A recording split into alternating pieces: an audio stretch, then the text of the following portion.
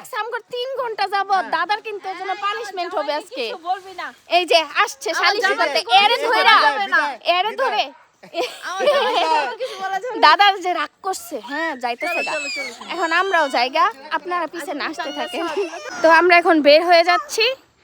আপনারা সবাই দোয়া রাখবেন আমরা যেন শান্তি মতো সুষ্ঠু মতো আসতে পারি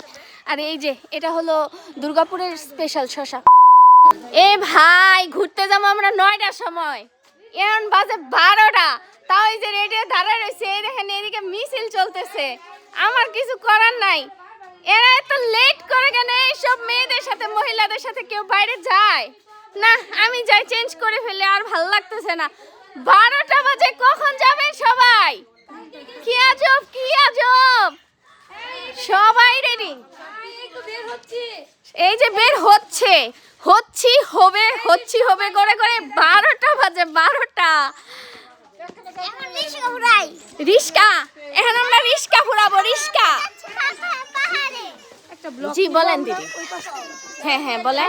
ভালো আছেন আপনাদেরও ইনভাইট রইল দুর্গাপুর বেড়াইতে আসার আমরা পাহাড়ে যাচ্ছি খুদাই আইন না যে পাহাড়ে যাবেন সরাসরি কারণ পাহাড় দেখাবো কয়ে ভাই 12টা বাজাইতেছে বাসায় যাইতে লাগবে 2 ঘন্টা ভাই আপনারা ভুলেও এখানে আসবেন না আমার দিদির বাসায়